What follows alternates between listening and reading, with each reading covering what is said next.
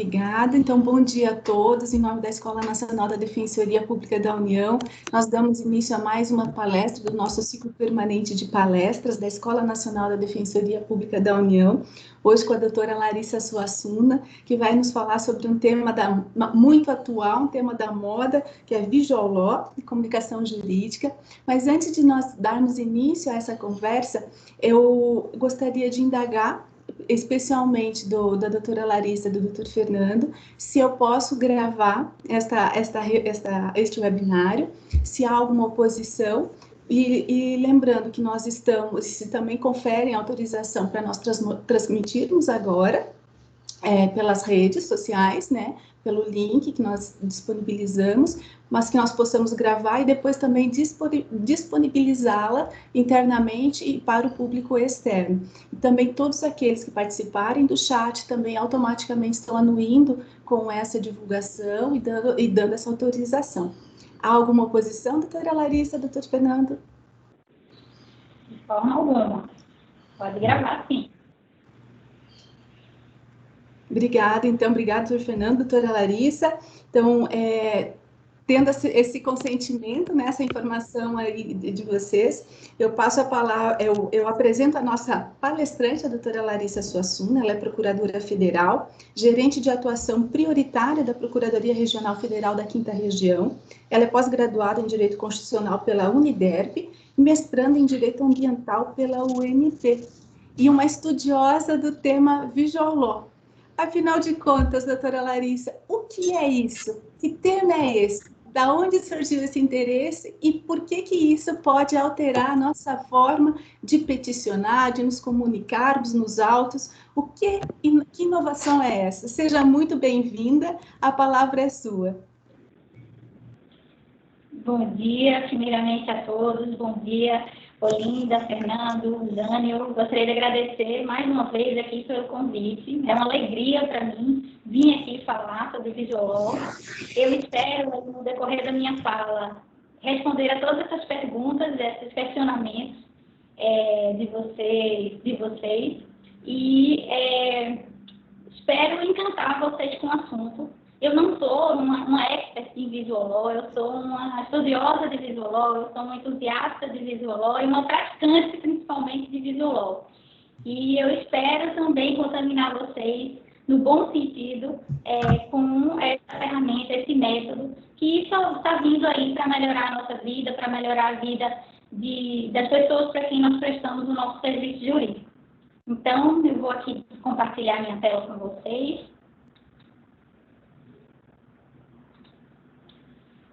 Vocês estão conseguindo ver? Não, ainda não. Deixa eu ver aqui. Acho que agora sim.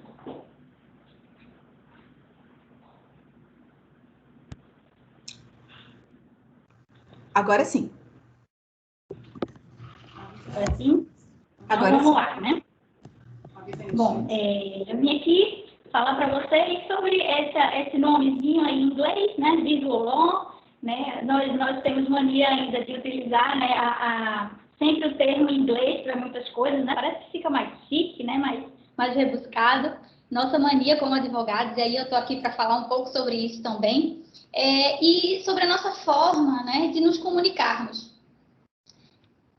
Eu começo perguntando como é que está o nosso mundo hoje, né? A gente fala de Bitcoin, falamos de lives, de blockchain, de redes sociais, de streamings, de robôs que fazem cada vez mais a automação dos processos. Clicamos o dia inteiro em links para nos dar acesso a vários conteúdos. Usamos aplicativos no nosso dia a dia, seja para trabalho, seja para uso pessoal. Falamos cada vez mais em inteligência artificial, acessamos QR Codes que estão aí nas propagandas, nas lives, enfim. Essa é a realidade com a qual nós, como sociedade, nos deparamos no mundo de hoje. E a gente tem novas formas, né, de nos comunicarmos. A gente fala do WhatsApp, né? O dia inteiro nós utilizamos o WhatsApp. Nós usamos o Instagram, nós usamos o Facebook, nós estamos aqui utilizando, né, uma forma dessa de nos comunicarmos que até pouco tempo atrás nós nem sabíamos sequer existiam, né, o Teams, o Zoom, o Google Meet, aí para os adolescentes, né, que é a nova febre, né, mundial, né, esse aplicativo que é o TikTok, né, quem tem filho adolescente conhece o TikTok, temos o Tinder, enfim, uma série de novas formas de nós, como sociedade, como seres humanos, nos comunicarmos. E a gente também tem novas formas de prestar serviços. Hoje a gente não precisa mais ligar para pedir uma pizza, a gente pede pelo iFood.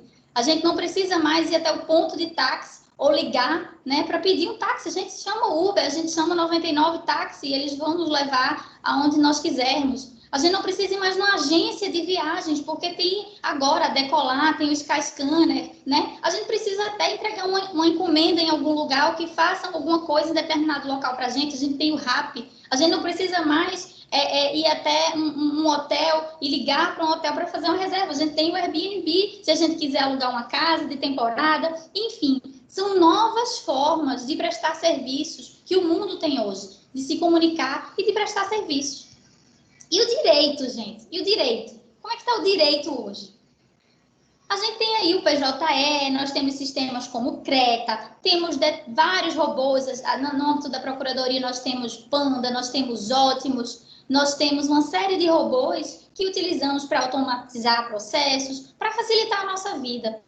Mas, a rigor, a gente não está mais ou menos no mesmo passo, no mesmo marco do que lá no século passado. A gente convive nesse ambiente tradicional, né, em que os juízes, magistrados usam togas, nós vamos fazer sustentações orais como defensores, como procuradores, usamos a toga, ficamos ali de pé no púlpito, né, temos todo aquele ambiente tradicional e formal, né, que nós tanto conhecemos.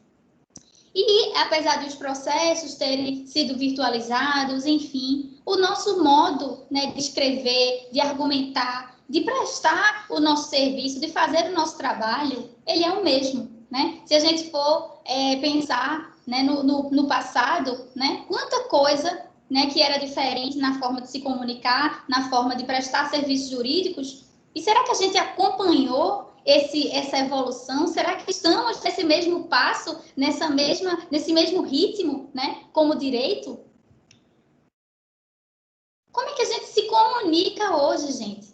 A gente se comunica, né? Nosso documento principal, nosso meio principal de comunicação é o documento jurídico. E ele pode ser um contrato, ele pode ser uma peça jurídica, né? Uma contestação, uma petição inicial, uma réplica, um memorial. Mas ele sempre tem uma característica, aliás, determinadas características em comum.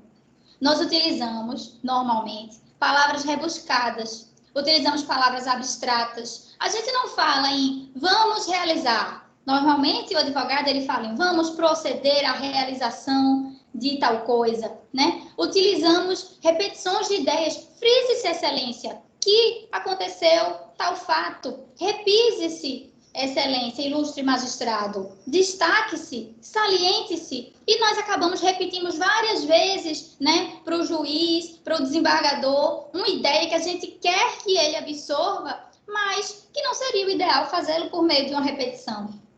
Nós utilizamos muitas vezes textos prolixos, textos grandes, nossas peças muitas vezes têm milhares de páginas, né? Nós utilizamos frases longas. A gente vai lá e coloca uma frase enorme, cheia de vírgulas, falamos o predicado na frente do sujeito, enfim, na ideia, porque nos foi incutida a ideia, como advogados, durante 5 anos de faculdade, que falar bonito é falar difícil, que falar bem é falar muito, que uma peça boa é uma peça com muitas páginas, é uma peça com palavras difíceis.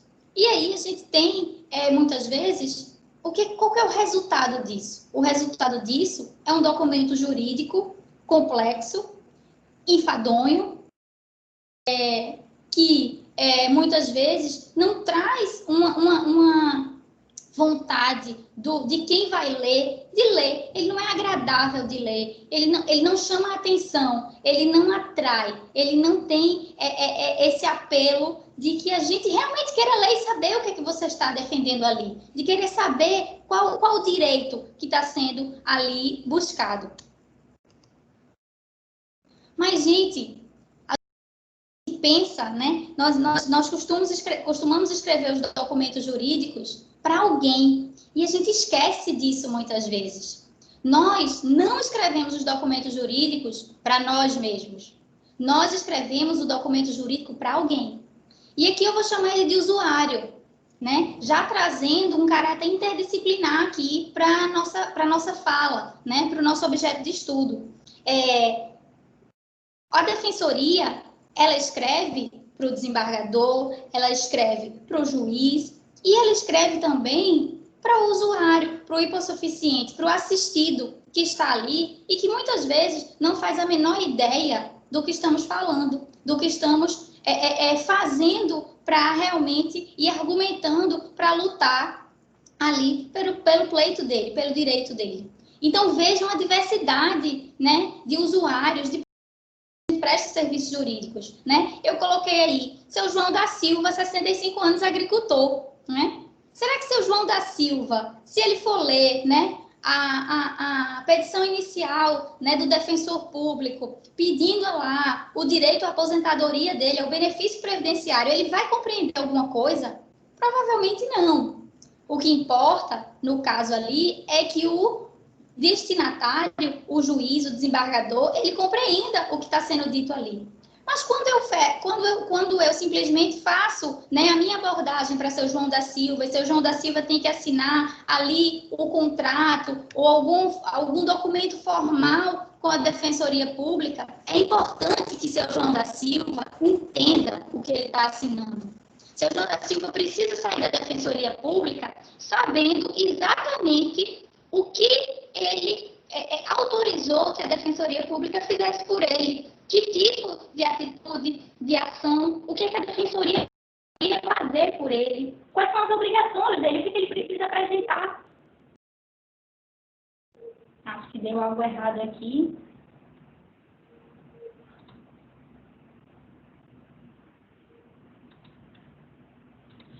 Caiu aqui, voltei. Nós estamos ouvindo você, Larissa. Pode continuar. Olha, apareceu aqui que cortou, mas acho que voltou, né? Sim. Pois bem. Então, assim, o seu João, ele precisa entender exatamente o que a Defensoria vai fazer por ele. E ele precisa assinar um documento que ele entenda exatamente o que está escrito ali. Ele, com o nível de instrução dele, ele precisa compreender. Então, a gente tem que pensar cada vez mais que a gente não escreve o documento para nós mesmos ou para o colega defensor. A gente escreve o documento para alguém. E esse alguém não tem a mesma experiência de vida, o mesmo grau de instrução, o mesmo contexto. Ele não tem a mesma experiência, né, que nós temos. E assim, gente, e se a gente mudar de seu João da Silva para aqui José Vilela, 44 anos, neurocirurgião? Zé Vilela é um neurocirurgião, ele tem mestrado, ele tem doutorado. Mas se José Vilela pegar um acórdão do Tribunal Regional Federal, normalmente, e muito provavelmente, aliás, ele não vai entender muita coisa dali. Será que é normal, gente, de um acórdão, uma decisão que está ali definindo o patrimônio daquela pessoa, que está definindo ali muitas vezes a liberdade daquela pessoa, né? Direitos, quaisquer que sejam, sobre aquele cidadão. É natural? Será que é natural que ele não entenda, que ele realmente não saiba o que está sendo decidido ali sobre ele, sobre a vida dele, sobre os bens dele? Então, assim, gente, é essa reflexão que eu quero trazer primeiro para vocês, né? Em que página que nós estamos como operadores do direito? Se nós conseguimos realmente estar próximos, né? E levarmos a informação que a gente quer passar. Nós queremos passar informações, nós prestamos serviços jurídicos e queremos comunicar, informar, argumentar e levar informações para convencer determinadas pessoas, determinados usuários. E para isso, será que nós estamos nos comunicando da melhor forma? Será que esse jeito aqui é o melhor jeito? Bom, é o único jeito que a gente aprendeu, não é verdade? O único, né? Vivemos 5 anos numa faculdade e nos acostumamos a fazer as coisas desse modo. Mas quem disse que nós precisamos fazer as coisas desse modo para sempre? E aí eu trago aqui a figura desse dinossauro, né? Porque é assim que eu, Larissa, me sinto, por exemplo, quando vejo, né, muitas das nossas peças, muitos dos nossos documentos jurídicos, dos nossos contratos, né, como advogados, sejam públicos, privados, né, é uma coisa que permeia toda a carreira do direito, a área do direito.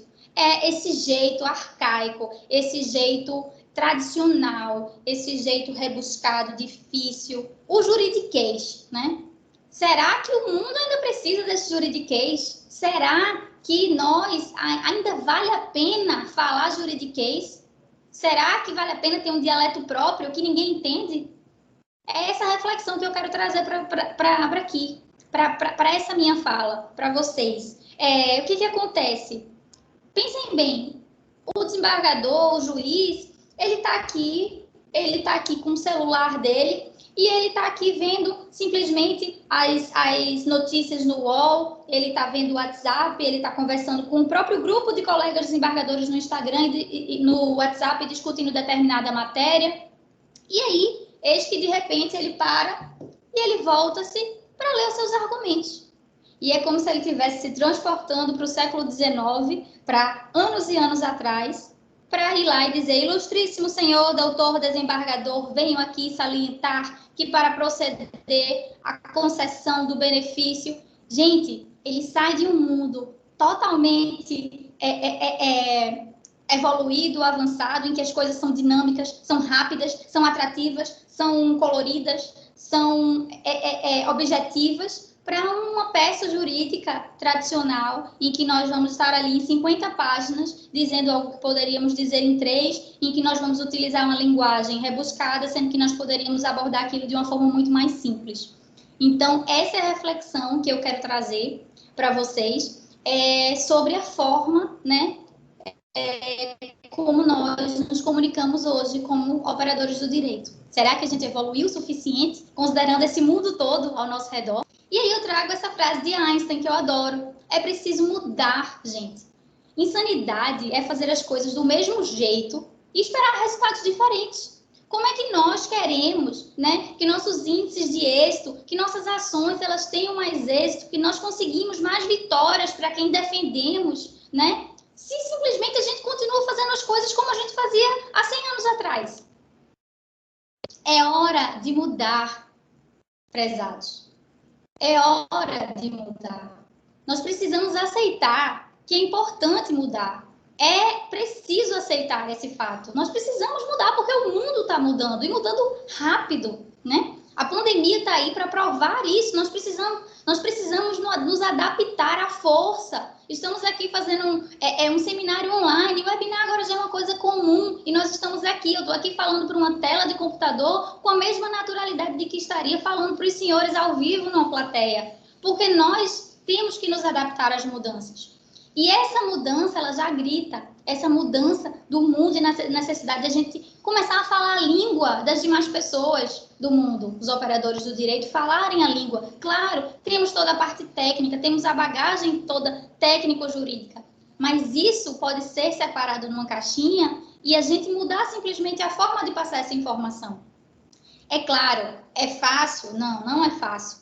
É realmente preciso sair da zona de conforto que nós estamos para a gente criar novas formas de lidar com esse mundo, né? E, mas isso não seria uma coisa mais para a advocacia privada, para os advogados privados, enfim, os grandes escritórios? Não.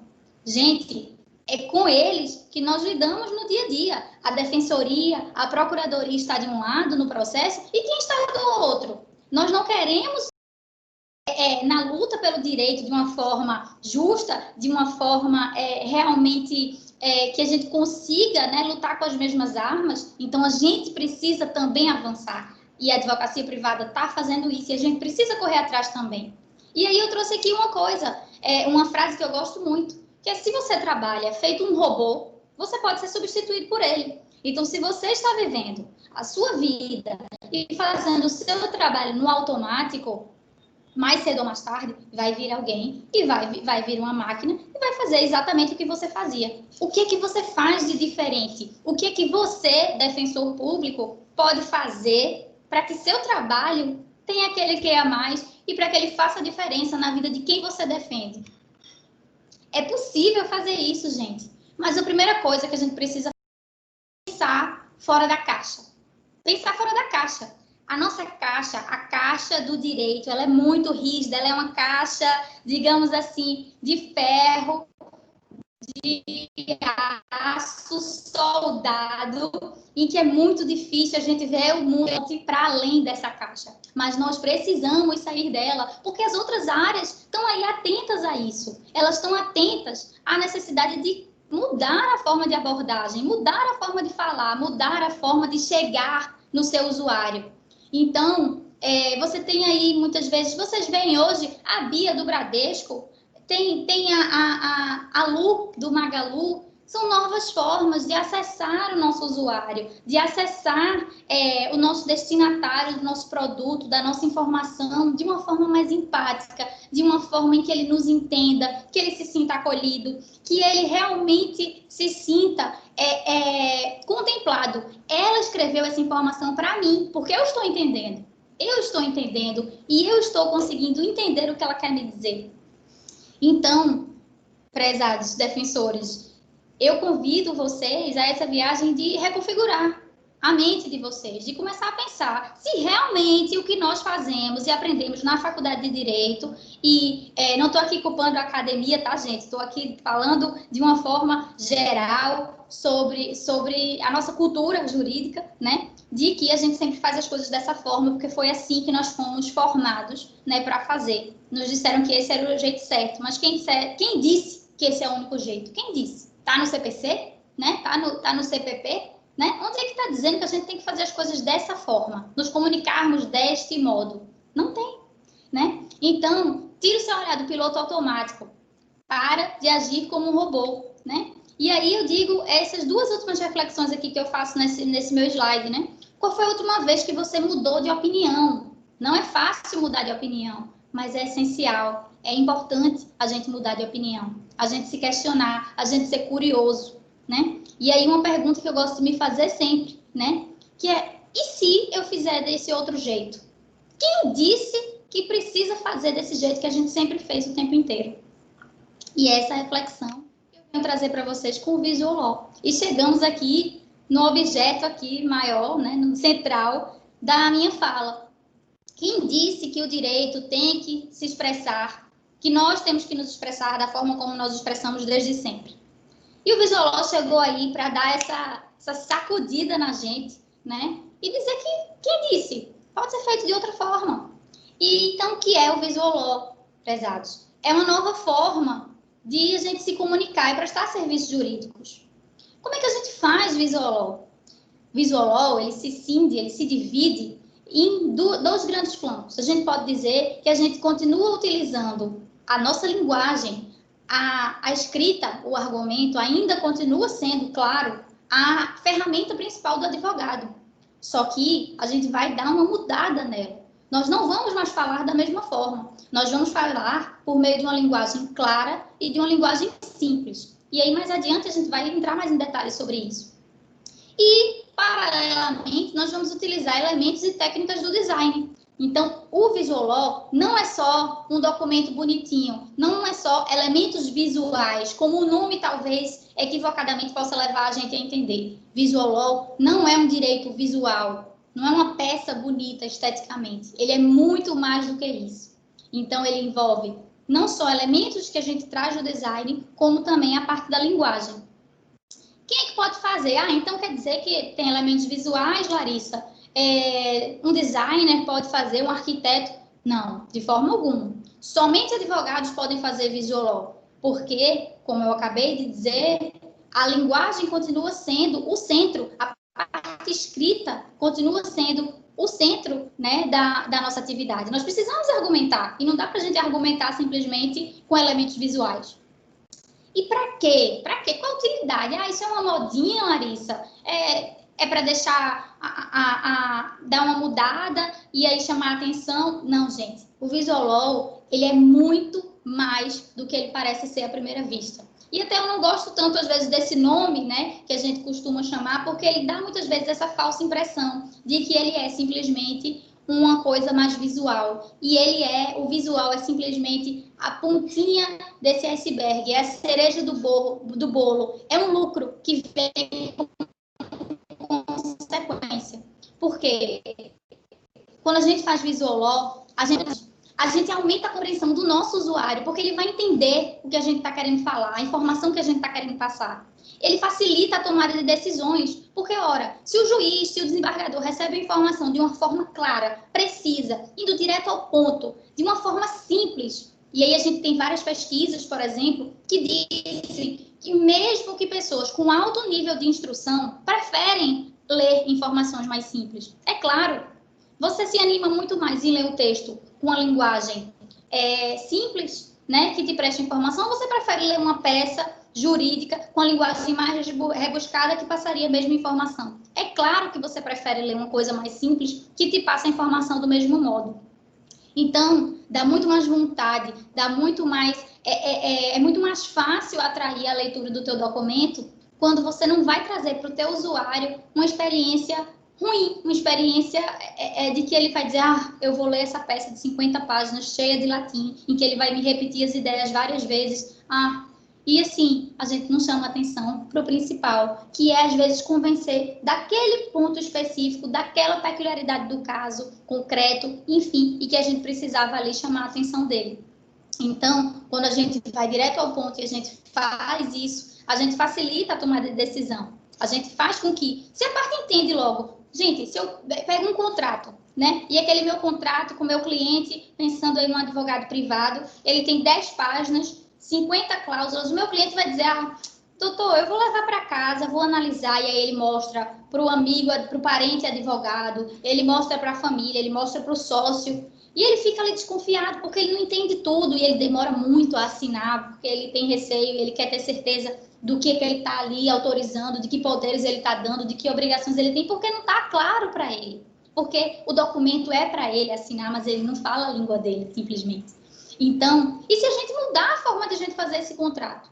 Se ele entender tudo o que está escrito ali, gente, ele vai assinar mais rápido, ele vai confiar mais naquela pessoa que é o prestador de serviço dele, que é o advogado que ele está contratando. Isso aumenta a credibilidade do advogado, isso empodera a pessoa. Eu sei exatamente o que eu disse para o meu advogado fazer, exatamente o que o meu advogado está autorizado a fazer. Isso é empoderamento.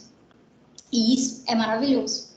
E acelera a resolução de problemas, justamente porque eu não demoro a assinar um documento, a compreender um argumento de um documento, se está ali a informação de bandeja, mastigada, fácil para mim. E por que o design, Larissa? Por quê? Por que design? O que tem a ver o design, né, com o direito?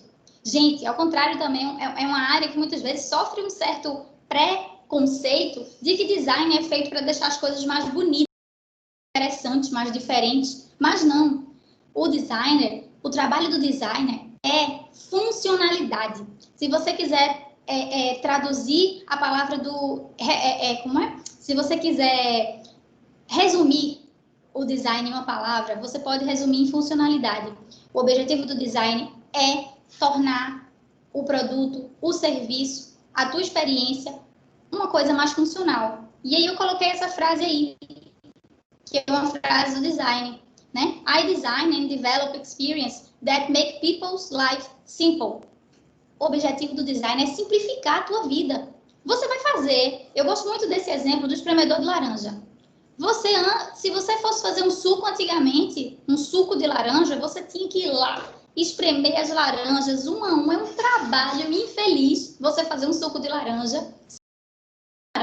O espremedor de laranja foi feito, né, por um designer porque ele é um produto esteticamente interessante, Ele até é um produto esteticamente interessante, mas o objetivo foi te ajudar, simplificar a tua vida na hora de fazer um suco de laranja. O design, se ele for bonito esteticamente ao final, é lucro, maravilhoso, mas o objetivo dele é simplesmente trazer algo que facilite a tua vida, que simplifique a tua vida, que simplifique a vida do usuário daquele produto.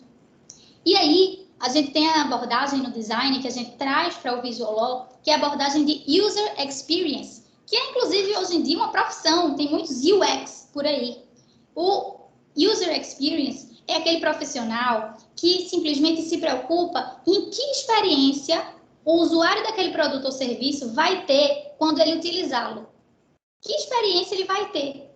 E ele foca em 3 coisas. Primeiro, foco no problema. O que eu quero comunicar? Então, assim, gente, quando eu vou fazer uma peça, um memorial, quando eu vou fazer uma contestação, o que eu quero falar para o juiz? Eu quero falar para o juiz do Código Civil, a maioria das leis, daquelas leis comuns, de honorários, de regras de benefícios previdenciários já batidas, de leis antigas. O juiz, ele já conhece a lei. Mas o que é que o juiz não sabe sobre aquele problema e que vai fazer a diferença entre ele conceder o direito ou não para o meu assistido? Então, é nisso que eu tenho que focar. Essa informação é que tem que estar ali, perfeita, e ali, simplesmente, bastante aparente e clara na minha peça, para que ele consiga chegar até ele e ter o poder de persuasão que eu espero que tenha. Então, primeiro, qual o meu objetivo principal com esse documento, com esse memorial, com esse contrato? O que é que eu quero comunicar? 2, para quem é o meu documento? É para um neurocirurgião? É para um agricultor? É para um desembargador? Ele vai entender o que eu estou falando da forma como eu estou falando? Ele vai entender?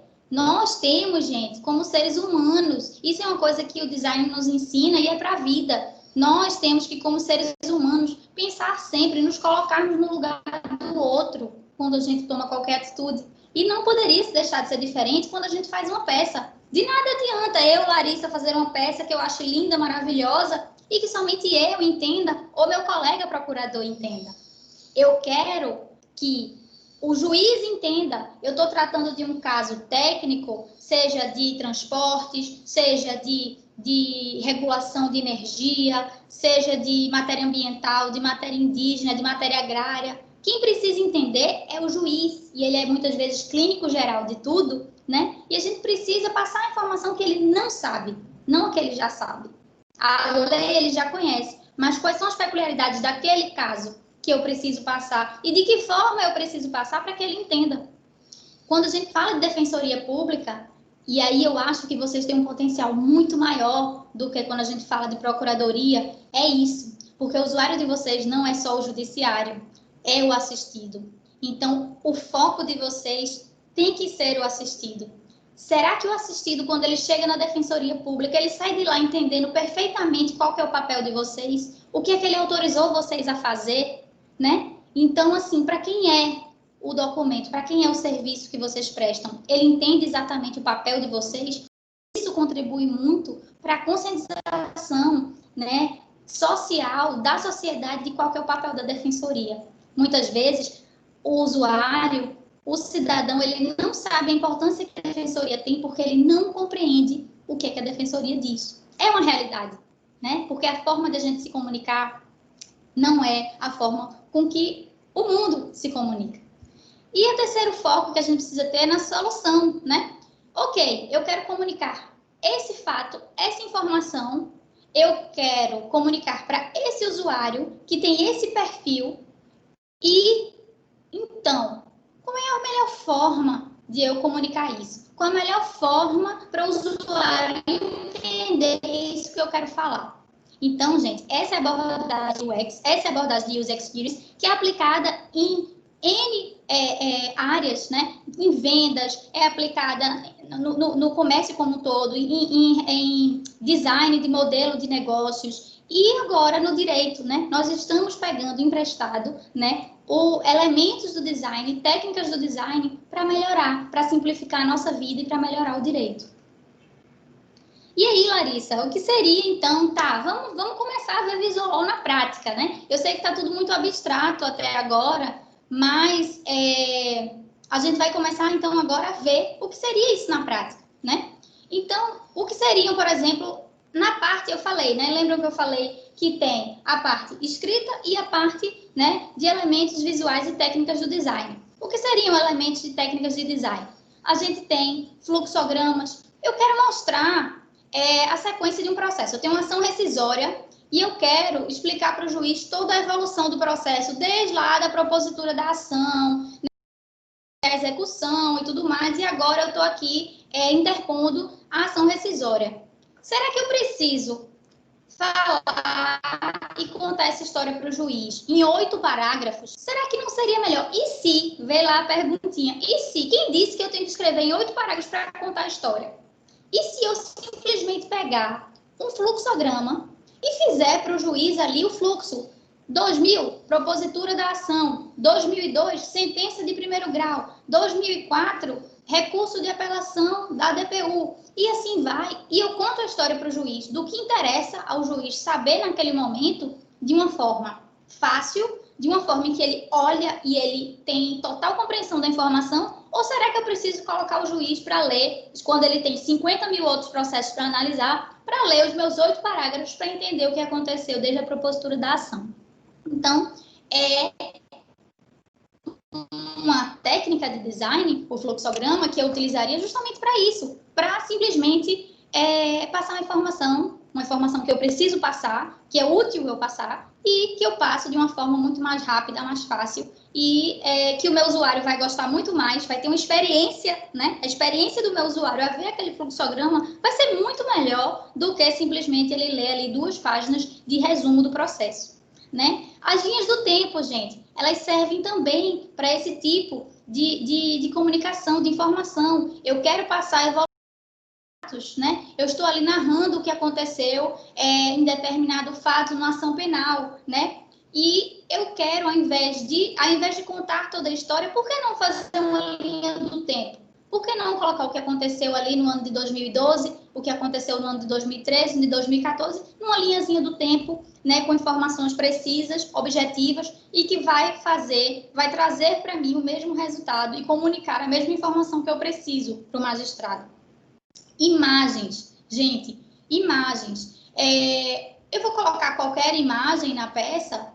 Não, claro que não. Eu vou colocar uma imagem na peça que realmente faça a diferença para o juiz, para o desembargador, na hora de ter realmente um apelo, de trazer uma sensibilidade, de mostrar realmente o que aconteceu. Então, ela tem que ter uma utilidade ali no meu documento jurídico.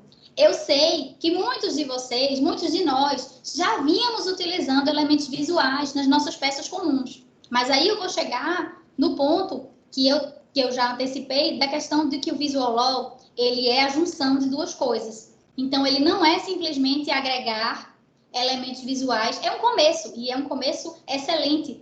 Nós começamos a agregar nos nossos documentos jurídicos elementos e técnicas do design, como esses, fluxogramas, linhas do tempo, imagens, é maravilhoso. Mas o Visual Law, ele já é o conjunto, é você agregar isso a uma informação já, a uma linguagem já simples e clara.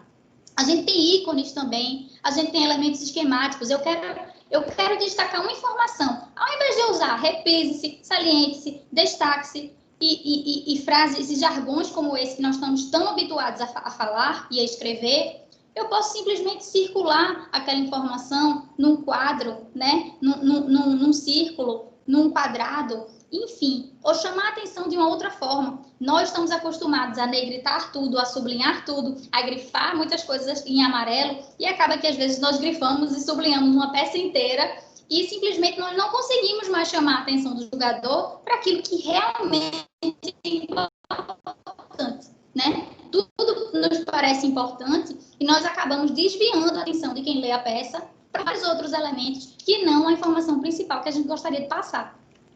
Então, vem aí também o papel da organização da informação. Eu sei, gente, que eu estou falando de forma abstrata, mas a gente vai começar a ver alguns casos práticos para a gente começar a visualizar isso. Então, vejam aqui, tá? Aqui, gente, é um contrato tradicional de prestação de serviço jurídico pro bono. Isso aqui é um caso real, tá? Que eu fiz em um dos cursos de Visual Law que eu fiz. E era um contrato de um instituto, talvez vocês conheçam, o Instituto Pro Bono. E esse é o contrato de prestação de serviço jurídico, né, para o assistido. E eles pegaram e nos deram esse contrato e disseram, poxa, realmente, o nosso assistido são migrantes, é o migrante, né? Nós pegamos muitos casos, né, do Instituto Promigra, que é uma ONG ligada, aliás, é uma extensão da USP, né, de um grupo da USP, e nós estamos começando a advogar para esses migrantes. Então, são venezuelanos, libaneses, pessoas de várias nacionalidades que vêm para o Brasil e têm problemas de naturalização, questões de família, eventualmente questões penais, e nós simplesmente prestamos aqui o serviço jurídico gratuito. E eles, imaginem um venezuelano ou um libanês assinando esse contrato. É um contrato tradicional, não preciso nem ler as cláusulas para vocês sabem exatamente, né, que tipo de informação tem aqui escrita num contrato como esse. Mas reflitam, esse contrato é para quem? Quem é o usuário? É o migrante. O migrante que muitas vezes sequer sabe falar português ou fala português ainda muito mal, ele vai entender o que está escrito nesse documento que ele vai ter que assinar, provavelmente muito pouco ou quase nada. E se eu transformar, gente, o meu contrato nisso daqui? Vejam que o contrato, ele simplesmente permanece o mesmo, continua sendo um documento jurídico. Quem disse que o contrato, olha lá a perguntinha, quem disse que o contrato, ele tem que ter esse formato? Quem disse que a gente tem que utilizar esse formato e essa linguagem para a gente celebrar ali o ato jurídico, o contrato de prestar o serviço jurídico? Então, primeiro, gente, tiramos aqui o pro bono. O que é pro bono? A gente sabe o que é pro bono. Mas será que o migrante ou o cidadão brasileiro normal, ele sabe o que é pro bono? Para que latim? Então, contrato, serviço de advogado gratuito. Todo mundo entende o que é serviço de advogado gratuito. Para que dizer serviços jurídicos pro bono? Só para a gente entender, a gente não escreve para a gente. Então, aqui a qualificação das partes. Aqui, número 1, por quê? Primeiro, tiramos as cláusulas. Cláusula primeira, cláusula segunda. Por que não? E se nós tirarmos cláusula primeira, cláusula segunda, que ninguém sabe nem direito, né, explicar, um cidadão vai dizer o que é cláusula? Não, mas se eu botar 1, 2, 2.1, 2.2, 2.3, se eu colocar dessa forma, ele vai entender que é uma sequência, né, de informações que ele tem ali que ter atenção e ler. Não precisa colocar como cláusula. E se eu separar, gente, as obrigações, os deveres, como eu fiz aqui? 2, vejam aqui. O que o assistido deve fazer? Eu estou aqui dizendo quais são as obrigações do assistido, né? Nesse contrato. O que o advogado precisa fazer? Eu estou aqui dizendo quais são as obrigações do advogado que vai prestar o serviço jurídico, precisa fazer em relação ao assistido. Eu coloco, gente, ao invés de colocar proceder à realização de tal coisa, honrar com o cumprimento dos prazos, vezes eu coloco no infinitivo, fornecer todos os documentos, cumprir os prazos, verbos no infinitivo, palavras concretas, palavras diretas, informação direta. Ele, mesmo que ele não entenda o português perfeitamente, se ele for no Google Tradutor e colocar essas frases, ele vai ter a informação precisa e ele vai entender na língua dele exatamente o que está sendo dito aqui. Ah, gente, e aí, aqui nesse contratão, aqui, né, que a gente... Cadê? Nesse contrato aqui, tem todo o caminho que ele tem que percorrer, desde o envio de documentos até simplesmente propor ação. Como é que ele vai entender isso de uma forma mais fácil? Qual a melhor forma? E aí é aquele foco na solução, né, da experiência do usuário. Vejam aqui, né, esse fluxograma. Ele vai assinar o contrato, certo? Depois ele tem 2 meses para enviar os documentos. E aí a gente checa os documentos e em 15 dias ele tem para enviar os documentos restantes, se for necessário, se tiver faltado alguma coisa. E depois o Instituto Pro Bono entra com a ação, ou se ele não tiver enviado os documentos, rescinde o contrato e informa ao Promigra, que é lá o serviço da USP que prestava essa assistência, que presta essa assistência aos migrantes. Então vejam, gente, que, ao invés de escrever várias cláusulas de que ele tem 2 meses para enviar os documentos, que depois a gente vai checar os documentos e depois ele tem 15 dias, que às vezes é tanta informação que para uma pessoa ali, um migrante, uma pessoa que muitas vezes não tem uma instrução tão elevada, vai ficar complicado de ele entender. Mas eu preciso que ele cumpra esses prazos. Então, se meu usuário é um migrante, foco no usuário. Se a solução que eu preciso é uma forma de o meu usuário entender mais fácil a informação, né? O meu problema é que o meu usuário muitas vezes não entende o meu contrato, foco no problema, foco no usuário, foco na solução. Vejam que quando eu transformo o documento nisso daqui, eu simplesmente mudo a experiência que o meu usuário tem. O meu usuário, quando ele receber esse documento, o migrante, ele vai entender o que está aqui, assinar sem medo, ele vai entender exatamente o que ele precisa fazer, ele vai entender exatamente o que o advogado vai fazer por ele. E aqui está a página final do contrato, tá? E vejam que tem uma foto. Ah, Larissa, mas essa imagem, né? Gente, até a imagem no Visual, ela tem um propósito. Tudo que não tem propósito não é para estar, não é beleza, não é estética. Por que colocamos essa foto? Fazendo um exercício de empatia. Conversando com o nosso usuário, a gente conversou com o Instituto Promigra, conversou com o Instituto Probono, e um receio que eles têm é o seguinte: ah, Larissa, muitas vezes o usuário, o advogado Probono, ele acaba abandonando a causa. A gente gostaria muito que tivesse um maior comprometimento, né, desses advogados com a causa, que eles não abandonassem os migrantes, né, no decorrer do processo. E como é gratuito, nós não temos muito o que fazer. Então, nós tivemos a ideia, né, dentro já do contrato, já que o contrato é assinado não só pelo assistido, mas naturalmente também pelo advogado que vai prestar o serviço, de colocar uma foto, né, representativa dos migrantes. E essa frase de apelo: agora você faz parte da minha história. Veja que o advogado vai ter uma cópia, né, desse contrato e vai ter escrito: olha, você faz parte da minha história, eu conto com você. Eu te contei a minha história. E aqui está o espaço, né, para ele contar. O advogado defenderá os interesses do assistido no seguinte caso. Ele vai contar aqui a história dele. E ele está aqui para o advogado no final: agora você faz parte dessa minha história. Então, a gente gera, gente, de uma forma subliminar, de uma forma sutil, é uma tentativa de gerar um vínculo, um engajamento, um comprometimento desse advogado. Então, vejam que se pensa em tudo, se pensa na utilidade, na funcionalidade que essa frase e que essa imagem tem para esse documento jurídico. E ele ficou muito mais fácil de ler. Você gostaria de assinar esse documento? Você, defensor, eu, procuradora, eu me sentiria melhor, mais confortável, né, em assinar e ler esse documento ou em assinar e ler este documento? Eu acho que a gente, né, não tem nenhuma dúvida do que é que a gente gostaria de assinar. Então, gente, passando dos elementos visuais para os elementos escritos, né?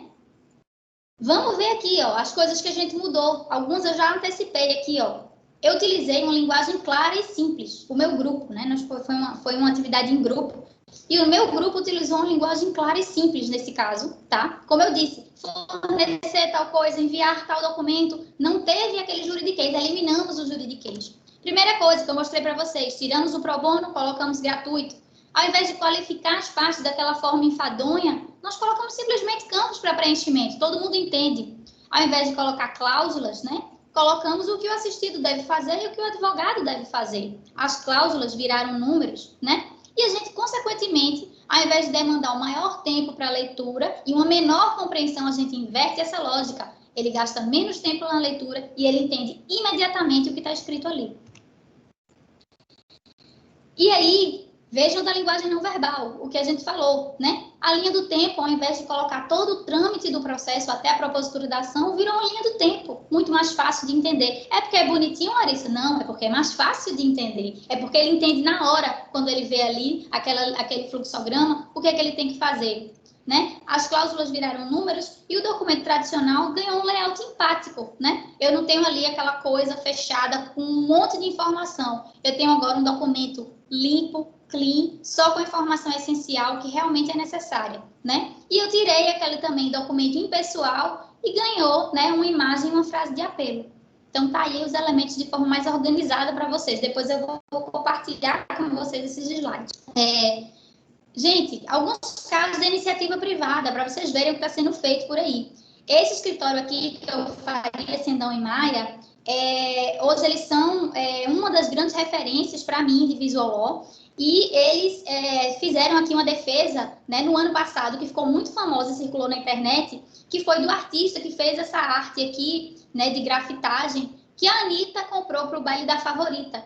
E a Anitta, ao invés de utilizar só em um determinado ano, conforme o contrato de direitos autorais, utilizou no baile da Favorita de vários outros anos. Então, a peça aqui foi uma peça jurídica, né? Eles mostraram realmente fotos, trouxeram os elementos para a foto para mostrar que realmente a Anitta tinha utilizado em determinados lugares, enfim, trouxeram elementos de visual law para a peça jurídica. Então, vejam, essa peça é uma peça do ano passado. Então, vejam que o Visual Law é uma coisa que que nasceu no Brasil, que assim, começou a realmente eclodir no Brasil tem muito pouco tempo. Aqui, gente, eu trago os primeiros casos feitos por mim. O que foi que aconteceu? Eu sou gerente, né, de atuação prioritária da Procuradoria Regional da 5ª Região, e eu cheguei aqui, assumi esse cargo em novembro, em Recife, e eu comecei a pensar justamente que tipo de abordagem diferente eu posso fazer para os desembargadores, para chamar a atenção chamar a atenção deles para casos que realmente são relevantes aqui. E aí eu ouvi falar de Visual Law, comecei a pesquisar, tinha pouquíssima coisa ainda no Google, enfim, não havia nem cursos no Brasil sobre isso, enfim. E com pouco que eu pesquisei sobre o que era, eu vou começar a fazer, e eu comecei a testar de uma forma amadora, e comecei a fazer. Então, esse caso aqui, cadê? Esse foi de fevereiro, mas tem outros casos aqui mais antigos. Foi um caso que eu fiz, justamente, era uma eleição de reitor, e eu simplesmente, ao invés de explicar todos os requisitos para reitor, eu coloquei aqui. Ele precisa ter o título do reitor, precisa ter o nome em lista tríplice do colegiado e precisa ser aprovado aqui por 70% dos membros, pela comunidade, pode realizar consulta prévia. Então, ao invés de escrever aí 5, 6, 7 parágrafos ou várias páginas para falar desse processo todo, eu fiz um esquema e levei esse esqueminha no meu tablet e uma via impressa colorida para o desembargador para despachar esse caso com ele, colocando simplesmente as informações relevantes, e nós conseguimos aí. Esse foi o meu primeiro caso, tá? Que foi em dezembro de 2019, que era sobre o licenciamento de cruzeiros em Fernando de Noronha.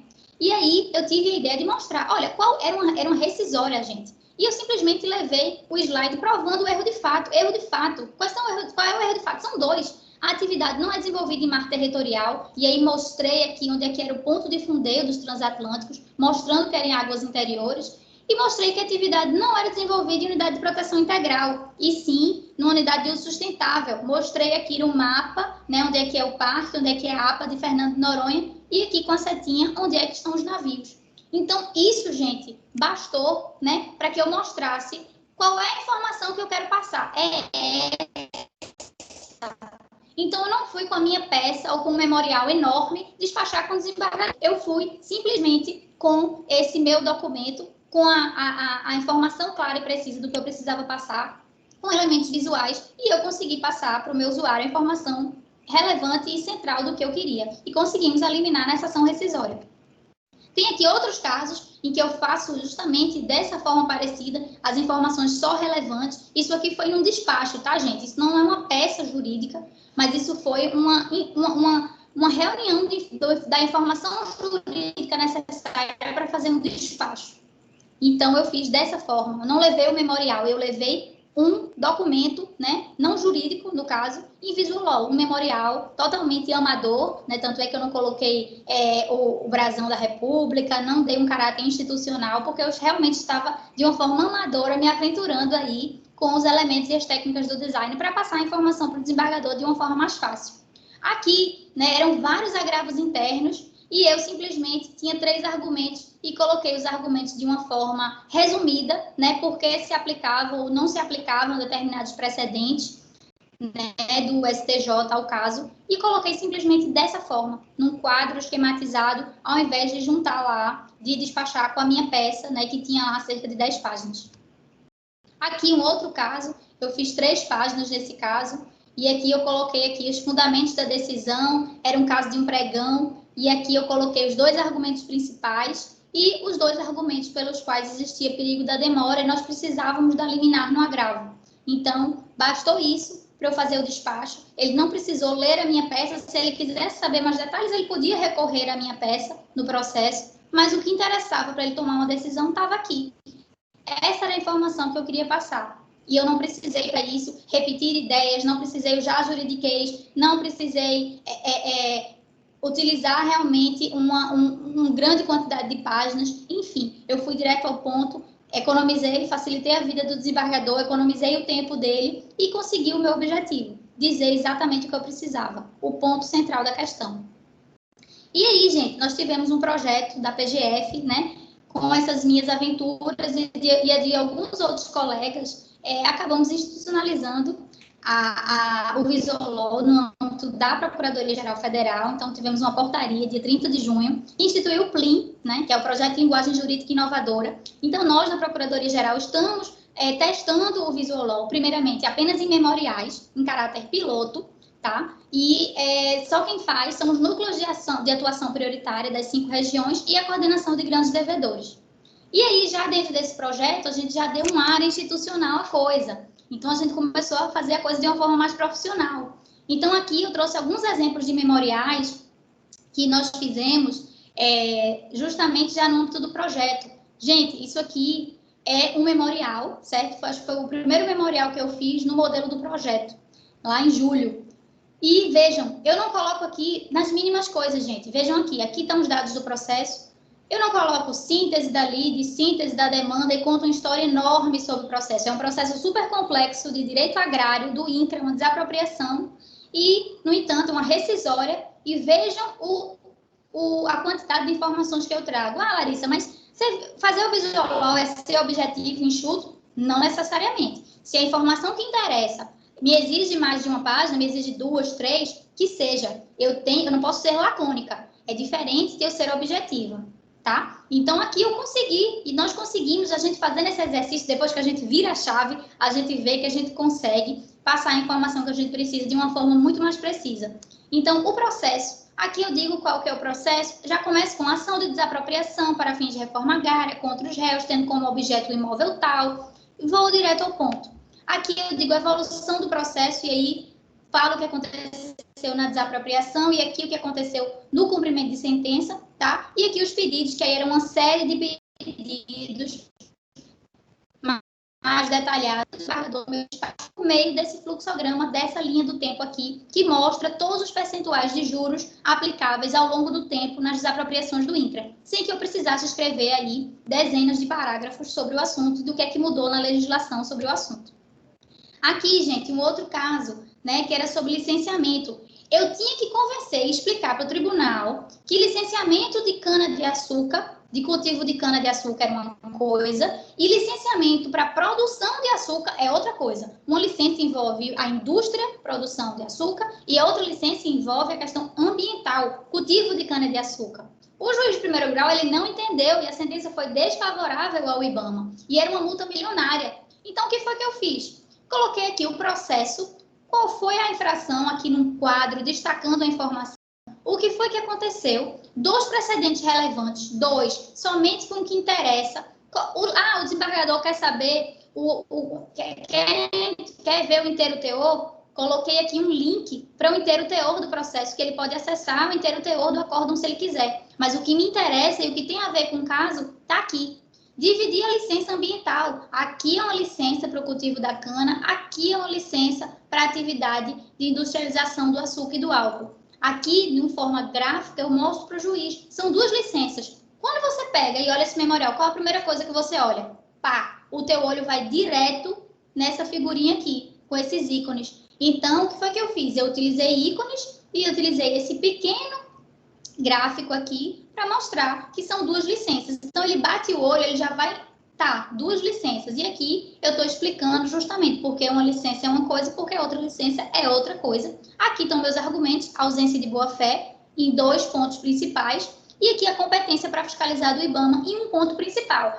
Claro, eu posso desenvolver isso? Posso. Meus argumentos estão lá e continuam lá na peça do processo. Isso daqui é aquele documento, é aquele memorial que o juiz, que o desembargador vai ler na véspera da sessão. E que eu tenho que dizer para ele, eu gosto de uma expressão que usam lá na 4ª região, um colega diz, o último grito, né? É a última vez que eu tenho para falar e eu estou ali dizendo para ele, olha, o que interessa você saber desse processo é isso aqui que você precisa para tomar sua decisão. Então, se eu der para ele na véspera ou até no dia do julgamento, uma folhinha, né, com um layout empático, que ele não vai olhar e vai dizer, ai, que preguiça, que saco ler, né, essa peça dessa procuradora. Ele vai ver um layout empático, um gráfico que faz ele direto na informação que eu preciso passar para ele, com linguagem simples, clara e no direto ao ponto, ele vai ler a minha informação antes do julgamento. Eu garanto que ele vai ler esse meu memorial antes de julgar o processo. Se eu não convencê-lo, ok. Mas garanto, uma coisa eu digo, como experiência e que sei que vocês também sentem.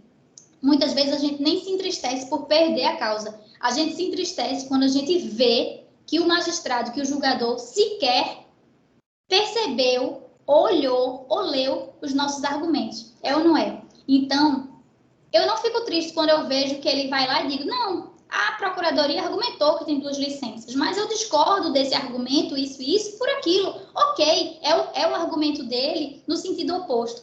Mas eu sei que ele me ouviu, ele ouviu o que eu tinha a dizer. E isso faz toda a diferença para nós, né? Já que o nosso objetivo é levar aquele argumento, a gente fica feliz quando esse argumento chegou lá e foi ouvido e foi levado em conta.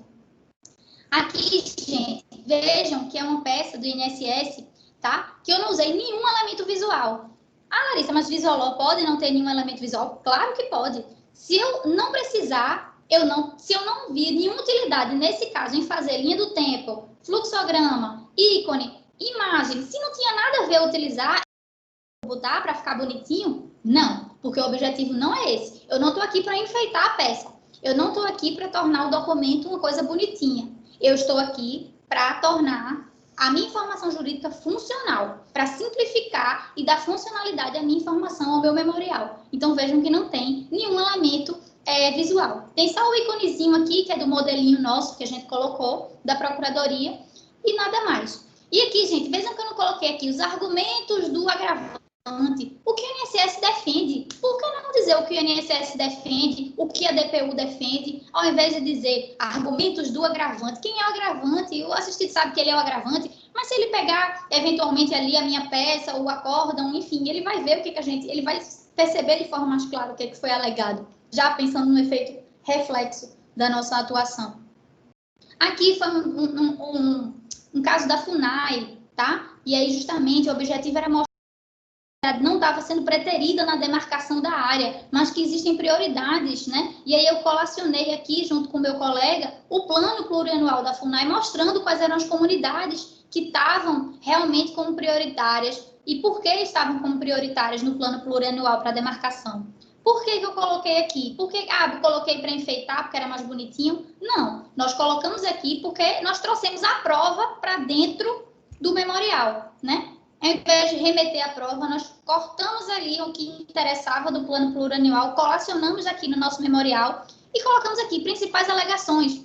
E aí dizemos, de forma objetiva, a FUNAI decidiu preterir, priorizar a terra indígena tal, porque estava em condição de maior vulnerabilidade. A FUNAI não deixou de priorizar, a FUNAI seleciona as prioridades com base em critérios objetivos. Enfim, colacionamos um precedente importante do tribunal sobre o assunto, tá? Aqui colocamos os fatos do que a FUNAI tem feito nas demarcações de forma clara e objetiva e uma foto aqui de uma ação, de uma iniciativa da FUNAI com a comunidade para mostrar que não é verdade que a FUNAI não está se preocupando com a comunidade. Existem ações na comunidade, apenas ela não está sendo priorizada para fins de demarcação por motivos aqui de que o plano plurianual estabeleceu de forma diferente. E nós conseguimos aqui essa ação. Aqui, gente, um caso já mais elaborado, né? Vocês vão vendo que os casos vão ficando mais elaborados conforme a gente vai testando e vai se aventurando, né? Eu queria destacar aqui que a norma aplicável era uma norma mais antiga e não mais nova, então eu fiz aqui, coloquei, eu vou mostrar mais próximo para vocês verem aqui o que está escrito. Aqui eu queria dizer que a norma aplicável era um parque histórico que nós temos aqui dos Guararapes e a gente queria mostrar que o imóvel está no entorno do parque histórico e não dentro. Nada melhor do que mostrar uma figura com a localização e mostrar que a norma aplicável ao entorno é diferente da norma aplicável ao interior do parque. E a normativa que foi sendo editada ao longo do tempo. E aqui eu coloco de forma mais próxima para vocês. Vejam aqui, portaria IFAM número tal, e aí o objeto da portaria, lei número tal, objeto da portaria. E aí eu defendo justamente, né, que a portaria aplicável é essa portaria mais antiga, porque diz respeito ao entorno. Então aqui argumentaram que, por exemplo, são proprietários de parte de imóvel localizado no polígono tal. A portaria foi revogada pela portaria tal. Vejam como uma coisa está ali, ó, direto ao ponto. Eu não estou ali construindo frases muito elaboradas. Sempre eu boto o sujeito, depois o predicado. Sempre eu coloco as informações em caixinhas, de forma organizada. Argumentos, o processo. Agora, nossos argumentos do que o IFAM defende. Aqui uma caixinha dos precedentes. Enfim. Então, vejam que eu separo em caixinhas o que eu quero falar de forma organizada, concatenada, clara. E o que, para mim, é mais funcional eu utilizar elementos visuais, eu utilizo. O que não é, eu continuo escrevendo. Só que de uma forma bem melhor, bem mais simples. Aqui, outro caso, um caso da NP. Esse caso circulou bastante e até me levou a ser convidada para palestrar na Procuradoria-Geral da Fazenda Nacional por conta desse memorial. Há uns dias atrás, que foi um memorial que eu fiz há cerca de um mês, que era mostrando como o judiciário ia prejudicar e interferir no sistema de regulação de combustíveis de uma forma geral ao proferir essa decisão. E aqui a gente mostra, né, como, deixa eu mostrar mais próximo para vocês aqui, né, que é preciso analisar de forma ampla e global a política de combustíveis. Então, aqui mostra tudo que a ANP regula em relação à política de combustíveis, quantos municípios, a média mensal, o volume anual, tudo aqui nesse painel dinâmico, que eu coloco o link para o painel dinâmico, caso o desembargador queira clicar e ver, e coloco aqui o que a ANP defende. Então, veja que não tem aqui grandes argumentos, grandes parágrafos. Se você for olhar a peça, né, que originou esse memorial em Visual Law, é uma peça grande, é uma peça de 20 páginas. E eu transformei numa peça de uma página, né, junto com a minha equipe. E trazendo exatamente as mesmas informações relevantes do que eu precisava passar, do que era importante passar. Então, gente, depois de mostrar as experiências, estou chegando já, me encaminhando para o final, quais são as vantagens que a gente tem no Visual Law? Primeiro, claramente melhora a experiência do usuário na leitura do documento. É claro que eu vou achar muito melhor, né, ler um memorial curtinho, que tem imagens para facilitar que eu entenda determinada informação, ou ícones, ou gráficos, enfim, e que esteja numa linguagem muito mais simples, muito mais direta, do que aquele documento tradicional de várias páginas, com juridiquês, que vai repetir as mesmas ideias várias vezes, que vai utilizar jargões jurídicos, né, e que vai contar histórias muito mais prolixa. É claro que a experiência do meu usuário, que está acostumado a ver WhatsApp, Twitter, sites na internet, de uma forma super dinâmica, eu não quero que o meu usuário simplesmente volte ao período jurássico quando ele se deparar com a leitura dos meus argumentos. O meu usuário, ele não vai ter esse choque quando ele sair desse mundo, que é o mundo que a gente vive, para ler a minha peça. Ele vai continuar a dizer, que bom, olha aqui, a defensoria está falando aqui, estou vendo aqui pelo gráfico, enfim. E a gente melhora a experiência que esse usuário tenha, seja um desembargador, seja um cidadão. Facilita a compreensão da informação, óbvio, né? Não preciso nem mais falar sobre isso. Empodera o usuário. Gente, esse é um dos grandes motivos pelos quais eu sou encantada pelo Visual Law. Imagina, gente, o assistido sair da defensoria, ou ali o migrante que assinou aquele contrato do exemplo que eu trouxe para vocês, ele sair dali, do local, sabendo, poxa, eu assinei um contrato e eu entendi tudo que o contrato dizia.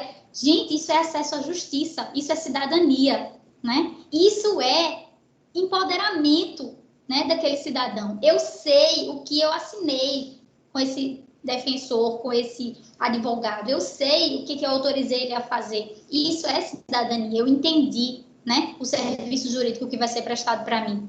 E isso melhora, consequentemente, a nossa imagem como advogados, como defensores, como procuradores. Melhora a nossa imagem, porque a gente vai sentir mais confiança, né? Quem assina aquele documento ele não vai estar desconfiado do que a gente está ali, se tem algum artifício, se tem ali alguma coisa nas entrelinhas, porque está tudo muito simples e claro ali para ele ler, e não tem meias palavras, e não tem nada ali que ele ficou na dúvida porque simplesmente não sabe o que é, porque nunca viu aquela palavra. Então, eu trouxe aqui algumas dicas importantes finais sobre o Visual Law. Primeiro, empatia, né? Foco no usuário. Se coloque sempre no lugar do destinatário da sua informação. Quem precisa entender a informação não é você, é ele. Ele, com aquele perfil de vida dele, com o grau de instrução dele, ou com a quantidade de processos que ele tem para julgar, ou com a experiência de vida que ele tem, enfim, no contexto dele, ele vai entender a informação se eu passar ela dessa forma, tá? Importantíssimo, empatia. 2, que informações vitais você precisa transmitir? Gente, só fala o que interessa. O que não interessa, você não precisa ir lá e voltar. A gente, advogado, tem mania de voltar lá nos primórdios do Código de Hammurabi para falar sobre determinadas coisas. Você precisa realmente citar os artigos dos honorários de CPC e tudo o que está acontecendo e todas aquelas normas batidas do Código Civil ou de Direito Previdenciário que o juiz do juizado já está cansado de saber. Você não precisa. Fala para o juiz o diferencial daquela causa, o caso concreto, ou a norma específica, a instrução normativa, a portaria, o decreto, o específico, o resto o juiz sabe. Você não precisa dar ênfase àquilo.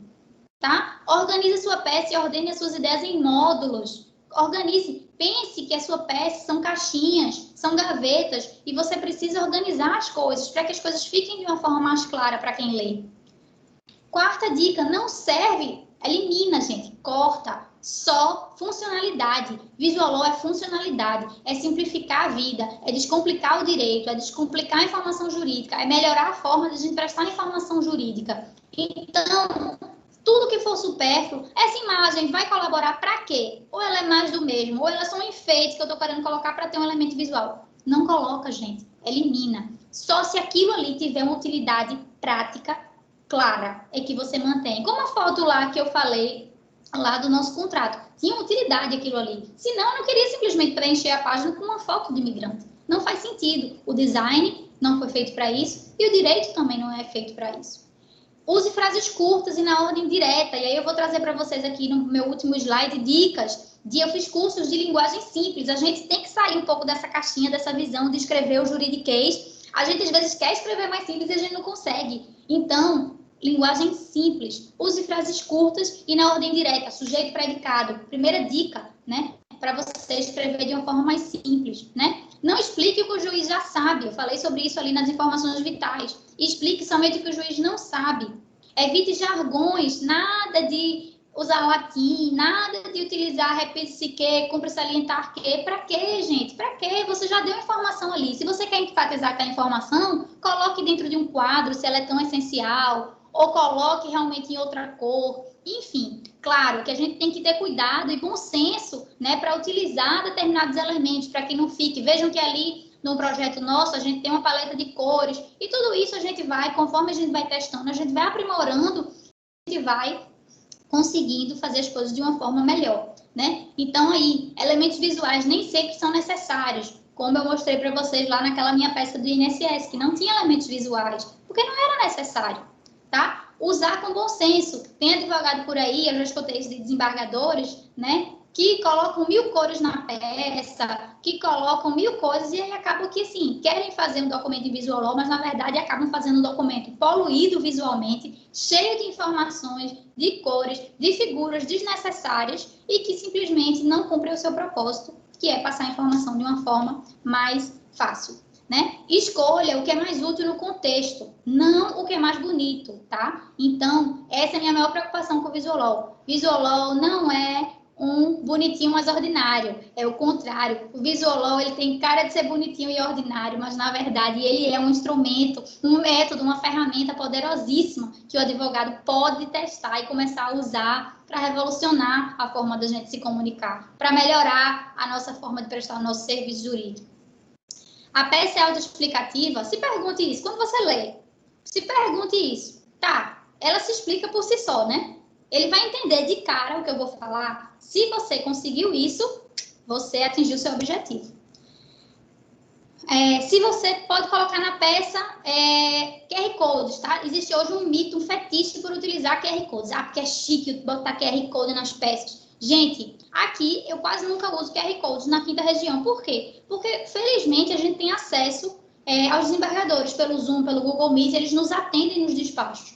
Então, para que eu vou fazer um QR Code gravando um vídeo, né, em que eu esteja falando sobre o caso, eu posso ali, né, ir no cara a cara conversar com ele. Então, eu faço um memorial em Visualol, mando para o WhatsApp dos assessores, né, que mandam para o WhatsApp deles, veja que interessante, e mando para o e-mail também do gabinete. Então, é assim que acontece, eles leem, quando eu vou falar sobre o caso, eles já leram o meu memorial, afinal de contas, eles leem o meu memorial em 5 minutos, né, e sabem exatamente qual que é o ponto fulcral, o ponto central da questão, e eu não faço QR Code simplesmente porque eu posso conversar com eles, tá? E outra coisa, o QR Code tem o problema de, eu posso não acessar o QR Code, eu posso não querer acessar, você não tem certeza se ele vai acessar. Então, se você pode colocar a informação na peça, não coloque no QR Code. O programa, Larissa, e o programa que eu vou usar? Isso é o menos importante, gente. Você pode usar uma ferramenta simples, mas se ela já resolve o seu problema, tá ótimo, maravilhoso. De todo jeito, eu trago aqui alguns programas, tá? Por onde começar? Eu, Larissa, comecei a fazer no PowerPoint, né? Por conta das minhas experiências aí do mestrado, enfim, acostumada a fazer slides, apresentações, eu comecei, como eu mostrei lá o exemplo dos cruzeiros, o exemplo do reitor da universidade, da eleição, eu usava o PowerPoint. Agora que a gente faz no modelo, né, institucional, a gente faz o modelo. O modelo ele foi feito no Word, já que a gente tem acesso na AGU ao Microsoft Office, mas eu trago esses elementos, como é um editor de texto, ele é muito limitado para a gente utilizar elementos visuais.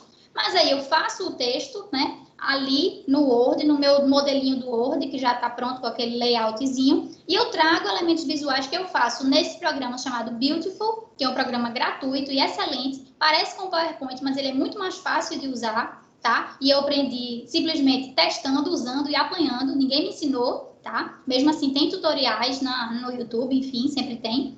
E o Canva, que é também um programa gratuito também, que é excelente para fazer design, linhas do tempo, gráficos, infográficos, e ele é bem intuitivo também. Então, tem esses outros, o Prezi é maravilhoso, o Adobe, que já e o Illustrator, que já são mais avançados, o Publisher, que é uma versão que compete aí com o Adobe, o Lucidchart também é muito utilizado. Eu confesso que eu não gosto de utilizar todos esses, né? São muitas ferramentas. No meu dia a dia eu utilizo o PowerPoint, o Beautiful, o Canva e o Word atualmente, mas todos esses aqui são excelentes também, mas significa que sim, que é o que menos importa. O que importa é você atingir seu objetivo de passar a informação. E aqui são bancos de imagens. Se eu quiser utilizar imagens, né, sem ter preocupação com a qualidade, com direitos autorais, no próprio Beautiful tem um banco de imagens, tem esse Flash, tem o FreePic, o próprio Adobe também tem bancos de imagens, tem vários outros lugares. E aqui é o meu recado, gente, experimente, tá? Visualol, Larissa, eu quero aí fazer uma especialização. Gente, é uma coisa que está começando. Eu sou aprendiz disso, eu sou um entusiasta disso, eu estou aqui compartilhando informações com vocês do que eu aprendi nos últimos meses, tá? No último ano, testando, fazendo. Vocês viram aí a minha própria evolução, né, no assunto. Eu vou passar aqui algumas dicas para vocês de cursos, tá? Que eu fiz. Eu fiz esse curso maravilhoso de reaprendizagem criativa, que é do Murilo Gun, que é um curso que não tem nada a ver com direito, nada a ver com design, mas que tem tudo a ver com tudo na vida e que realmente faz você pensar fora da caixa, você questionar o óbvio, você se questionar com relação a por que eu vivo no piloto automático, por que eu não posso fazer coisas diferentes e pensar em fazer as coisas e solucionar problemas de formas diferentes. Foi onde tudo começou e eu aconselho fortemente, está gratuito esse curso. Ele custava cerca de R$2.000 até um tempo atrás, e agora, na pandemia, o Murilo Gun está oferecendo esse curso gratuito e estava com as inscrições abertas aí até esses dias, não sei se ainda está, mas está aqui o link. Esse outro curso que eu fiz sobre criatividade e novas tecnologias no serviço público, que tem na escola de governo, que eu acho que vocês também têm acesso, e também tem no YouTube, salvo engano. Se vocês quiserem começar a assistir algumas lives, tem esse Visualol, esse palestra da escola da AGU também, com vários experts em Visualol, que foi um evento que aconteceu em maio, promovido pela escola da AGU. Tem esse podcast aqui, Direito e Design, que é da Ana Holtz, que é maravilhosa, que tem em todas as plataformas de música. Eu acho que é um ótimo começo para aprender mais sobre Visual Law, é escutar o podcast da Ana Holtz, tá? Que tem aí no Spotify, no Apple Music, Deezer, enfim, tá? Esse aqui é um curso que é mais barato, aí eu já passo para cursos pagos, que é de introdução ao Visual Law, que é da Legal Hack. Para mim, a Legal Hack e a Ana Holtz são as grandes referências para mim de Visual Law no Brasil. E eles realmente têm esse intuito de compartilhar e de querer que mais e mais pessoas usem. E eu acho que é isso, eu estou aqui para isso, porque eu acho que o Estado, né, precisa utilizar a advocacia pública, a defensoria pública, a gente precisa utilizar, porque a gente precisa mudar um pouco as coisas, né? A gente às vezes se sente muito limitado na nossa forma de atuação, mas a gente pode impactar melhor, positivamente na vida das pessoas, na vida do nosso usuário, seja o juiz, seja o assistido, a gente tem como fazer diferente. Basta a gente querer, a gente ter coragem de sair da nossa zona de conforto, a gente ter coragem de fazer diferente, de testar, de se aventurar, de arriscar. E é isso que eu tenho feito. E assim, gente, está sendo maravilhoso. Eu estou tendo um feedback muito positivo. O resultado está aí, né, com os feedbacks dos desembargadores, com as vitórias que a gente tem conseguido em casos super improváveis, muitas vezes. O resultado está aqui, e eu estar aqui como procuradora, está sendo chamada para dar uma palestra para vocês aqui na escola da DPU, assim como eu fui chamada na escola da PGFN.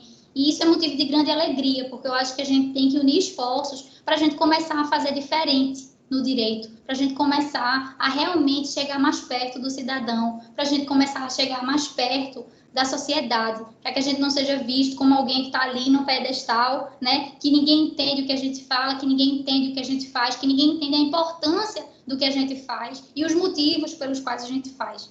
Então, é isso. Tem aqui 2 cursos pagos que eu vou indicar por último, que são maravilhosos, que é essa oficina Direito e Design da Ana Holtz, né, que é a autora desse podcast, é um curso maravilhoso que ela começou a dar online, né? Eu fui da primeira turma online dela, que é maravilhosa. E aqui esse outro curso, Visual Law Experience, que também vai começar uma 3ª edição. Eu fui da primeira edição desse curso, pra vocês verem como é uma coisa que está começando. Está abrindo a 3ª edição do Visual Law Experience na semana que vem. Começa, são aulas ao vivo, presenciais, e vocês vão entender, eles fazem realmente atividades. Foi justamente o curso em que eu fiz esse contrato lá dos migrantes, e ele faz você entender o processo, que o Visual Law é um processo, que o Visual Law é um exercício de empatia, de pensar no teu usuário, de querer melhorar a vida dele, facilitar a vida dele e resolver o problema dele. Então, essa é a beleza do Visual Law, e a gente nesse curso prático, a gente consegue muito entender esse processo. Então, é isso. Deixo aqui o convite para que vocês pensem fora da caixa. Quem disse que nós temos que fazer as coisas da forma como nós sempre fizemos? E se nós experimentarmos fazer as coisas de um jeito diferente, nos aventurarmos com coisas do design, nos aventurarmos em programas com os quais nós não estamos familiarizados definitivamente, mas que nós temos capacidade de nos familiarizar. Basta querer, basta amor que a gente faz e basta boa vontade, gente. E é isso, obrigada, fico aqui aberta à disposição para perguntas que vocês tiverem e agradeço mais uma vez aí pelo convite. Muito obrigada, Larissa. É uma alegria recebê-la aqui na nossa escola e a plateia ficou extremamente atenta a essa palestra. Eu não sei se está dando microfonia. Agora, vocês me escutam direito, Fernando? Sim, estou escutando, sim. Obrigada. Larissa, além de parabenizá-la, que é algo extremamente interessante, realmente a gente precisa pensar sobre esse tema, sobre a comunicação, né? A comunicação hoje em dia, ela não só é na vida pessoal, mas como na vida profissional, ela precisa ser repensada, ela precisa ser aclarada, né? Para nós sermos mais eficientes e realmente termos uma comunicação mais próxima, mais efetiva. E vários colegas perguntam se você poderia nos disponibilizar esse arquivo que você apresentou, para que todos possam depois verificar com calma os cursos, os modelos, a maneira como você fez, né, se você puder nos disponibilizar para que a escola possa encaminhar por e-mail aos defensores e servidores da DPU. Outra coisa, a nossa colega Maíra, do Recife, ela fez uma pergunta sobre quais os programas que você utilizou, você já respondeu, né, na sua palestra. O Bruno faz uma pergunta onde vai ser disponibilizado o link. Por enquanto, Bruno, só para o público interno da DPU, nós encaminharemos o link dessa palestra por e-mail. Posteriormente, para o público externo, nós vamos fazer uma outra modalidade e depois nós daremos essa informação pelas redes da escola, tá bom?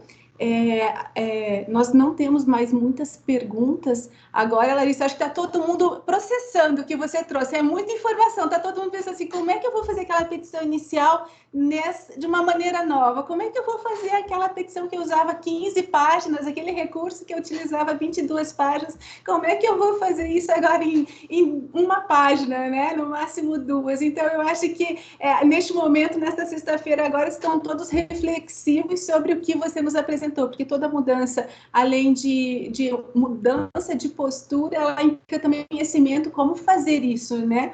Porque nós temos, às vezes, a ideia de que nós não sabemos mexer com esse design, com essa tecnologia, e não é assim, né? Você nos mostrou que é possível, que com planejamento, com estudo, com capacitação é muito possível, e os resultados são muito exitosos, né? E isso que nos traz grande alegria. Eu pergunto ao doutor Fernando se ele tem alguma consideração, alguma ponderação final para nos trazer agora. Em primeiro, parabenizar a doutora Larissa, né, pela excelente palestra. Tenho realmente assim mexeu com muita coisa assim, né? Nosso pensamento tradicional, né, na aplicação do direito. Eu ia fazer uma pergunta sobre a questão do QR Code, mas ela já abordou, né, o QR Code.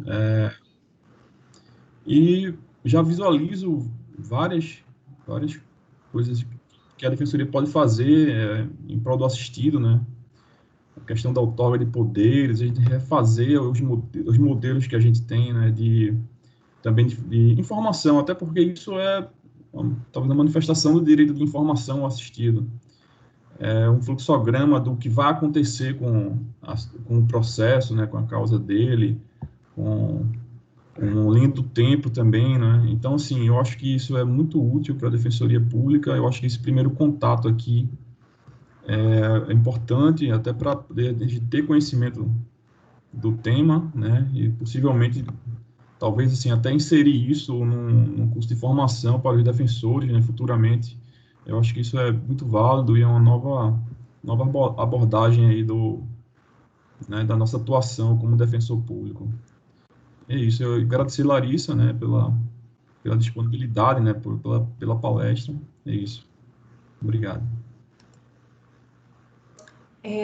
Nós temos aqui alguns comentários, todos parabenizando a doutora Larissa, né, por conta desta palestra, e várias pessoas dizendo, olha, como é que eu vou me adaptar a isso, né? Então, como é que eu vou entender para transformar toda essa rica palestra numa petição efetivamente mais eficiente? A doutora Rafaela nos pergunta qual seria o programa, aqui ela diz o seguinte, ó, processando a informação de como é que eu vou conseguir fazer algo diverso da edição de texto no Word. Por onde começar? Qual seria o programa mais simples? Larissa? Bom, o programa mais simples, na minha opinião, é o Beautiful. É um programa gratuito. Se você colocar lá no Google Beautiful AI, tá? Vogal AI, Beautiful AI, ele vai te levar para esse link do programa. Você faz ali a sua inscrição e você pode utilizar. É um programa gratuito, mas é um programa que não é institucional, né? Eu imagino que vocês também têm o pacote do Office, não é, Olinda? Temos sim. Pronto, então assim, para dar um caráter institucional, né, nós aqui na PGF temos feito dessa forma. Faz no PowerPoint, faz no Word, porque como a nossa informação ainda principal é o elemento escrito, nada melhor do que um editor de texto, certo? Então, o Microsoft Word continua sendo o melhor lugar, é um lugar que a gente já sabe mexer, é um programa que a gente já está acostumado.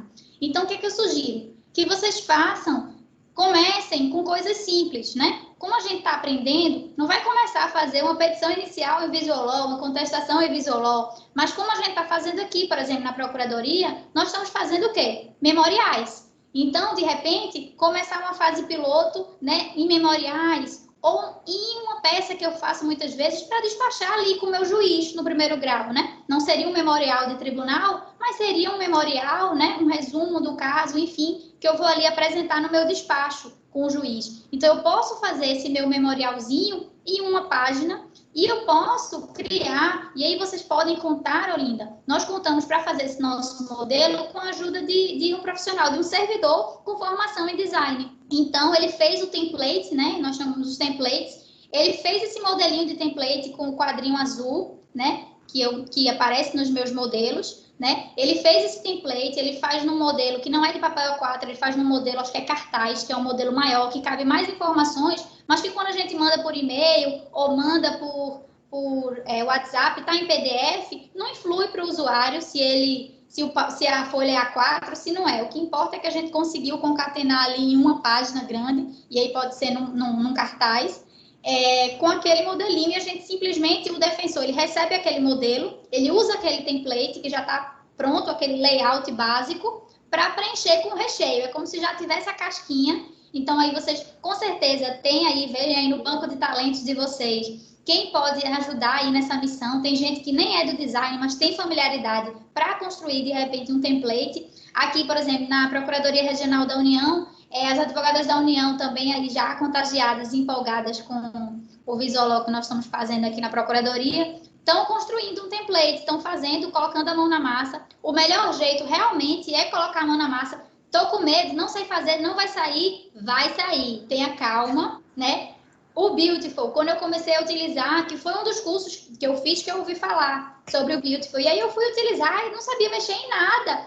E comecei a mexer, aqui que faz isso, aqui que faz aquilo. A melhor maneira de fazer Visiolog, gente, não é estudando teoria. Estudar teoria é muito importante para você aprender o processo, para você entender o que ele é, e a beleza do que ele é, a beleza interior, e não a beleza externa do documento bonitinho. Mas é praticando. Então, vocês viram ali que meu documento começou ali com mais cores, no PowerPoint, depois ele foi ali ficando mais sofisticado. Por quê? Porque eu fui ali fazendo, me aventurando. Mas aí eu podia fazer assim, trocando ideias, né, com minha equipe.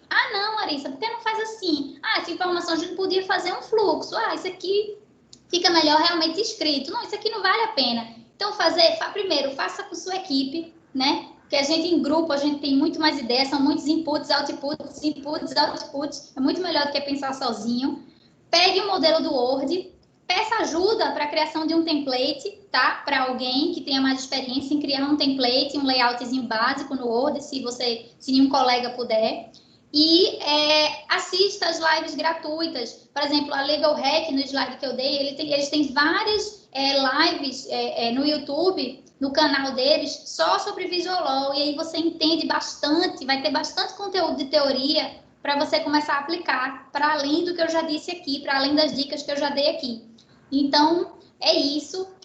Eu convido vocês realmente a se aventurarem. É sair da zona de conforto totalmente. É uma coisa que a gente não está acostumado, que a gente acha que a gente não vai conseguir fazer, que vai ficar horroroso. No começo, a gente fica meio assim... É muito chato, né? A gente parar e pensar assim, eu não sei fazer isso, né? A gente está tão acostumado, né? Dizer, não, eu sei, eu já ouvi falar. E é uma coisa desconfortável para o ser humano ver assim, eu não sei fazer isso, né? É um pouco desconfortável, mas quando a gente sai de não sei fazer para eu tô testando, eu tô arriscando, eu tô tentando, para estar saindo alguma coisa e depois para estar tendo resultados, é maravilhoso. Então, assim, é um grande estímulo, eu acho. E, sinceramente, eu fiquei muito feliz com o convite, porque eu acho que a Defensoria Jurídica é o locus principal para isso, porque vocês lidam, né? A gente só lida com o judiciário, né? A procuradoria, mas vocês têm a beleza de lidar com o assistido, né? Que é um público que precisa, né? Entender mais a informação, entender mais o serviço que vocês prestam e a importância dele, enfim. Então, eu achei muito interessante a ideia do que o Fernando falou de, por exemplo, mudar os documentos, né? Que são direcionados para o assistido. né? É outra experiência, gente. É outro nível de satisfação, de entendimento. É cidadania que vocês vão estar promovendo, é acesso à justiça que vocês vão estar promovendo. Então, acho que a beleza do Visual ela está aí, né? Não é você entregar um documento colorido para o seu assistido, mas você entregar um documento em que o seu assistido sai de lá da defensoria com uma cópia dele na mão, sabendo, eu entendi tudo que o doutor falou, eu entendi tudo que está escrito nesse papel, né? Ele não precisa dar para ninguém traduzir, né? E pedir para explicar para ele o que está acontecendo. É bom demais, é bonito demais de ver, e eu tenho certeza que é isso que todo mundo quer, né? Então, eu só tenho a agradecer e a torcer para que eu tenha contaminado vocês. Eu sei que eu baguncei a cabeça de todo mundo, mas o objetivo era esse, eu espero mesmo ter atingido esse objetivo, e que vocês fiquem curiosos mesmo e comecem a pesquisar sobre Visual, YouTube, Google, e comecem a baixar as ferramentas e a testar e ver que não sabem mexer, mas usa e tenta e se aventura, vai fazer o trabalho do filho da escola lá nessa ferramenta para aprender a utilizar. E é isso, contem comigo também, o que precisarem para trocar ideias. Enfim, a PGF, a Procuradoria-Geral, também está à disposição no que vocês precisarem, tenho certeza. O grupo, eu estou afastada agora nesses meses, porque eu estou escrevendo minha dissertação de mestrado, então estou afastada do projeto temporariamente até o fim do ano, mas tenho certeza que também os participantes de lá estão à disposição, tá bom? Obrigada, uma boa sexta-feira a todos.